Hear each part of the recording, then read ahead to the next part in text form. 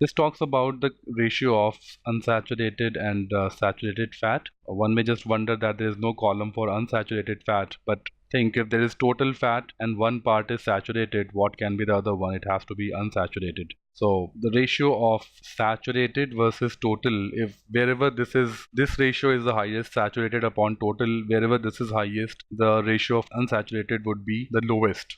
Okay, so let's simply find out this ratio. Wherever this is the lowest, the ratio of unsaturated versus saturated would be the highest. So here this is roughly 11%. Let's first figure out what it is for safflower. Safflower oil is here. Here this ratio is 13.8. 0.8 out of this. That is roughly only 6% or so. So let's see if there is any oil for which this value is less than 6%. This is approximately 10. 1.3 upon 13 is again approximately 10. 13.6. So 12 upon 14 is approximately 8. This is close, but yeah, this is more than 10. This is around 15. This is way higher. This is around, this is more than 20 in fact. This is again around 15. 1.3 upon 13.6 is approximately 10. This is also more than 10 in fact. This is also 10. This is around 14, 15. This is also 14, 15. 15 upon 11 is approximately 7. This is more than 7 here. 6.7 upon 13.6. This is huge. This is like 50%. This is 70%. Yeah. This is 15, 17%. 0.8 upon approximately 14. Yeah, this is the same value here, 6%. This is almost 20%. This is good, more than 15%. This is also more than 10% easily. This is good. 0.9 upon 13 is approximately 7%.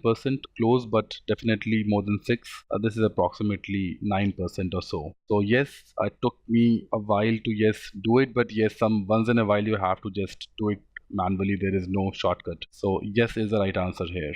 Come to the second part here. Let me delete this. For avoiding saturated fats, coconut oil is the least preferred option. So coconut oil, saturated fats happens to be the highest here, 11.8.